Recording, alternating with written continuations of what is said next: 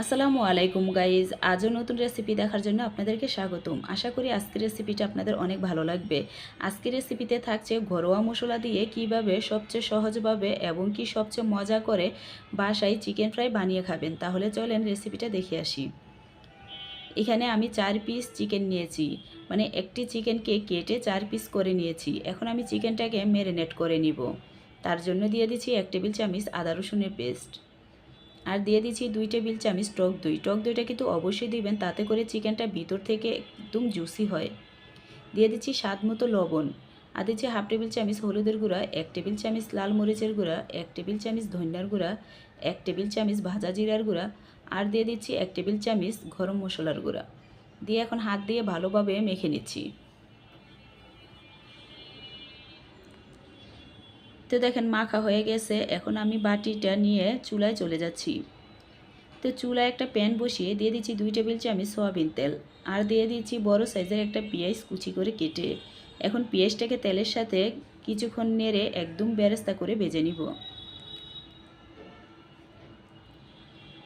এই তো দেখেন পেঁয়াজটা কিন্তু একদম বেরেস্তা হয়ে আসছে। এই পর্যায়ে দিয়ে দিব চিকেন। চিকেনের বাটিতে যে মশলাটা লেগেছিল সেই মশলাটা কিন্তু আমি ভালোভাবে মুছে দিয়ে দিচ্ছি। এখন নিচ থেকে একটু ভালোভাবে নেড়ে দিচ্ছি যাতে করে পেঁয়াজটা পুড়ে না যায়।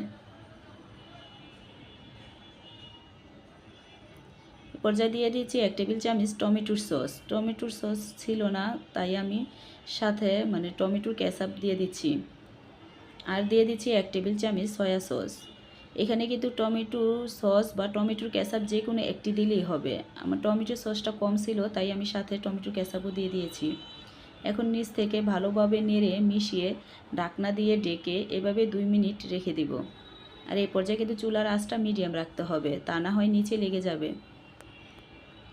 তো দেখেন 2 মিনিট পরে ঢাকনা উঠিয়ে আবারও নিচ থেকে নেড়ে দিচ্ছি। নাড়তে একটু সমস্যাই হয়, পিসগুলো একটু বড় বড়, তাই অবশ্যই সাবধানে নেড়ে নেবেন। এ পর্যায়ে বাটিটা ধুয়ে একটু পানি দিয়ে দিচ্ছি, তাতে করে চিকেনটা ভালোভাবে সিদ্ধ হয়ে যাবে। এখন ঢাকনা দিয়ে ডেকে রান্না করে নিব চিকেনটা সিদ্ধ হওয়া পর্যন্ত। তো দেখেন চিকেনটা কিন্তু সিদ্ধ হয়ে গেছে, আর পানিটা কিন্তু অনেকটা শুকিয়ে আসছে। এই পর্যায়ে আমি 2টা কাঁচামরিচ একদম মিহি কুচি করে সাথে দিয়ে দিচ্ছি, তাতে করে কাঁচামরিচের সুন্দর একটা ফ্লেভার আসবে। এখন চিকেনগুলোকে উল্টিয়ে পাল্টিয়ে কিছুক্ষণ নেড়ে পানিটাকে একদম শুকিয়ে নিব।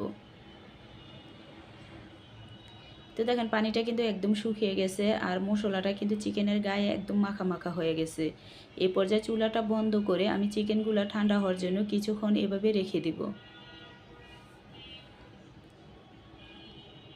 এদিকে আমি কিছু টুথ বিস্কুট নিয়েছি, এগুলাকে ব্লেন্ডারে গুঁড়া করে ব্রেড কাপ বানিয়ে নিব।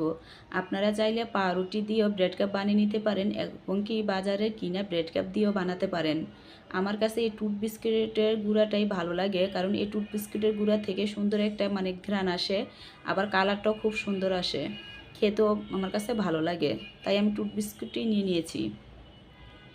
এদিকে দেখেন চিকেনগুলো একদম শুকিয়ে গেছে, আর একটু মনে হয় ভিজা থাকলে ভালো হতো। এখন আমি চিকেনের সাথে দিয়ে দিচ্ছি 2 টেবিল চামচ ময়দা আর 2 টেবিল চামচ কর্নফ্লাওয়ার।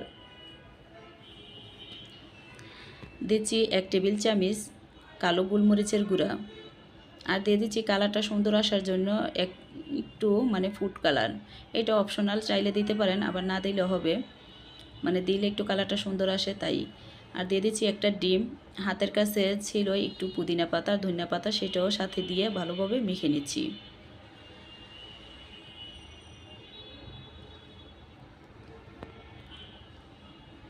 এতে দেখেন চিকেনগুলো আমি এভাবে মেখে নিয়েছি।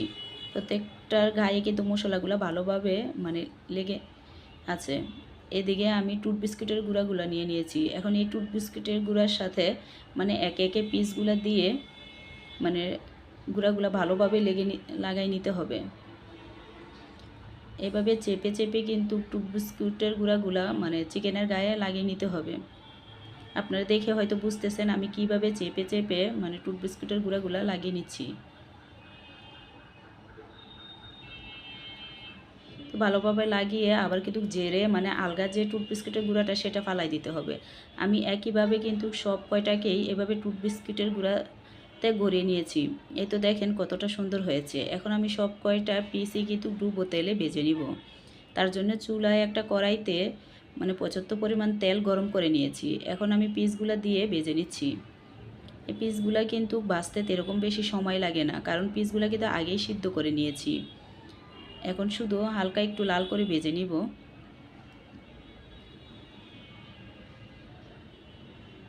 এই 2 থেকে 3 মিনিট সময় নিলে কিন্তু ভাজা হয়ে যায়। এই তো দেখেন ভাজা হয়ে গেছে। আমি পিসগুলো উঠিয়ে নিচ্ছি। এখন আমি বাকি মানে পিসগুলোও ভেজে নিচ্ছি।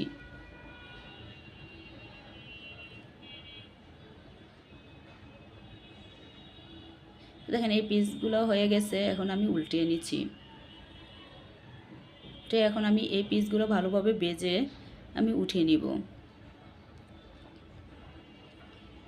দেখেন আমি সব কয়টা পিসই কিন্তু ভেজে নিয়েছি, আর দেখতে কিন্তু কতটা সুন্দর হয়েছে। উপর থেকে অনেকটা ক্রিস্পি আর ভিতরে কিন্তু একদম সফট। তো দেখেন খেতেও কিন্তু অসাধারণ মজার হয়েছে। এই মানে চিকেন ফ্রাইগুলা মানে পোলাও, বিরিয়ানি এবং কি কাচ্চির সাথে খেতে দারুণ হয়। আশা করি এই রেসিপিটা আপনাদের অনেক ভালো লাগবে আর বাসায় বানিয়ে খাবেন। আপনাদের কাছে কীরকম হয়েছে আজকের রেসিপিটা কমেন্টে জানাবেন। যদি ভালো লেগে থাকে প্লিজ একটা সাবস্ক্রাইব করে পাশে থাকবেন। আজ বিদায় নিচ্ছি। খুদা হাফেজ।